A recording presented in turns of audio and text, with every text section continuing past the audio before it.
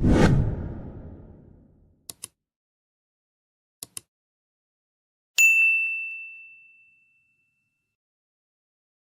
up, everyone? Welcome into DodgerHeads Daily, presented by DodgerBlue.com. My name is Jeff Spiegel, joined this morning by Sebastian Ibarra, here to break down a little bit of what we saw last night, the morning after, do a deep dive on Walker Buehler, something I've been wanting to do for a few days, and then also talk a little bit about tonight's matchup between James Paxton and Paul Skeens. But Sebastian, let's start with last night. An awful loss for the Dodgers. They lose 1-0, 0 for 12 with runners in scoring position. They leave a million guys on. The bottom of the lineup is terrible. Here's a question I want to pose to you after the post-game show I had last night, going to sleep, waking up. Is the Dodgers offense that has been struggling for the past month now, is this a blip? Is this normal baseball, up and down, long season things happen? Or is there something you see that concerns you? Yeah, at this point, I think the sample size is big enough where it's not nothing. The top, the Freddies, the Mookies, and Will Smith. They're always going to be. They're going to have their off nights, but they'll be pretty consistent for the most part. Whenever the bottom of the lineup has been like very very bad, like really bad, Yeah. that's kind of led to like the bad stretches, like that middle of like the second month of this, or like the second month of the season, where it was like they're losing to the Cubs and the Nationals, stuff like that.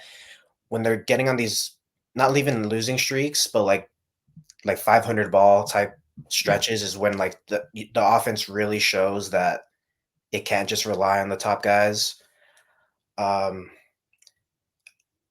I don't know where you go from here, but you definitely have to address maybe like an outfielder at some point, Yeah. because that'll be where you could get like the most value really for the kind of prospects you'll be giving up. Um, they have a lot of tough decisions to make. Pages, I think, has the potential to. He's been doing really, not really, but he's been doing well recently. Yeah. Hayward is like a good platoon bat, I think, option at this point, but definitely got to address kind of some other, add another player there maybe. Yeah. Yeah. It's interesting because I agree with you in the sense that the bottom of the lineup's an issue. And I think the Dodgers were hoping that out of a grab bag of 6 or 7 guys, that 2 or 3 would hit. And so far, basically none of them have been good enough.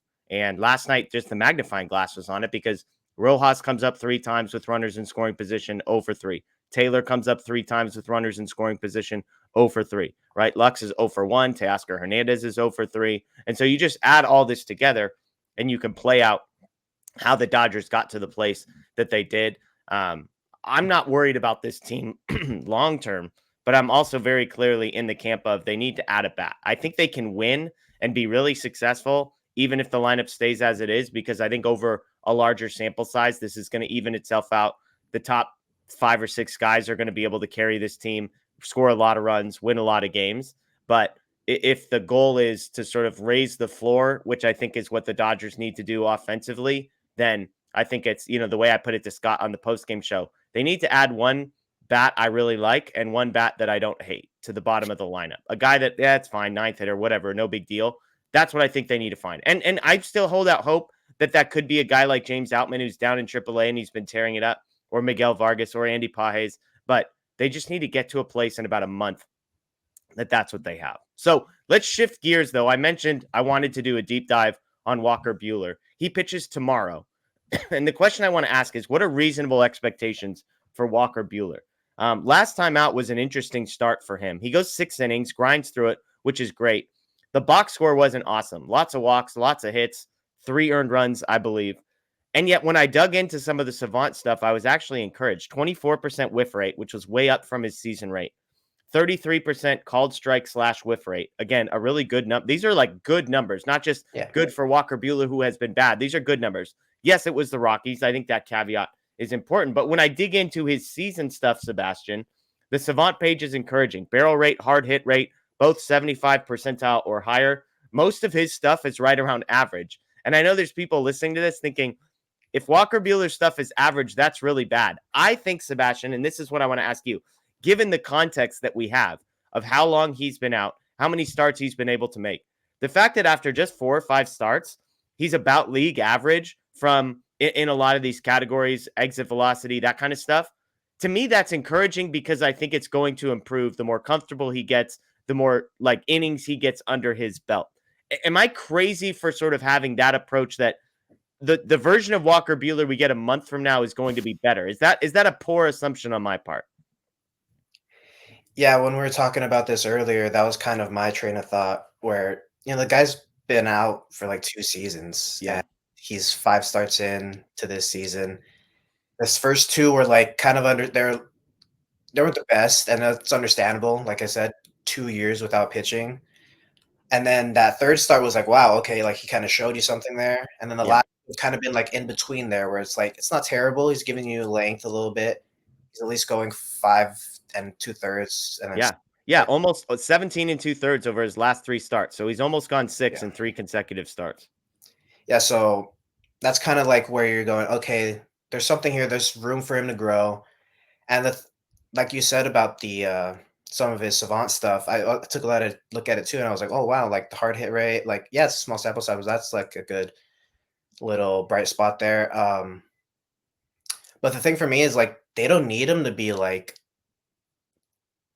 a top guy right now, like, they have, like, a lot of other options, Yeah.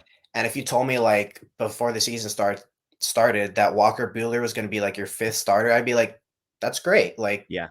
it could only go up from here, and even if, like, this is kinda what you're getting, that's still good to have over the course of the season, and then in the playoffs, really, you only really need, like, 4 pitchers, but if he turns it around, you have, like, 5-man rotation, that's fine too, so Yeah. I think he has a lot of room to grow, as he gets more starts, more innings under his belt, yeah.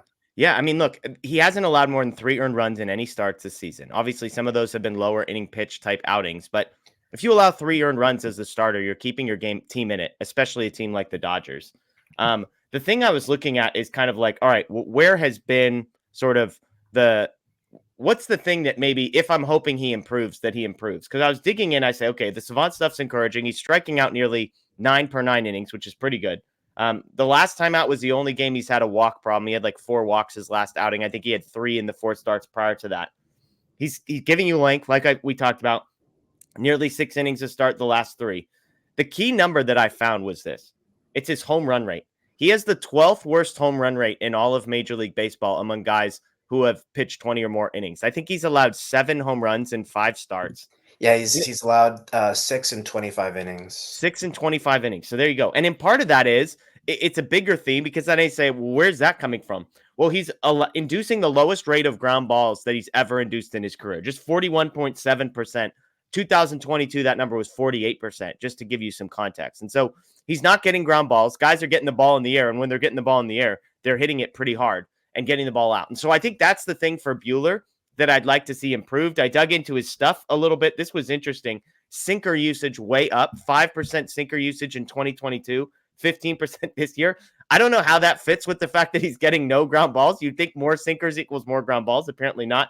The cutter is down 25% in 2022, 17.5% this year. But I think, much like Gavin Stone, the key pitch for me to watch from here on out, Sebastian, is the slider. And we saw this with Stone. Like, he starts throwing the slider and everything else clicks.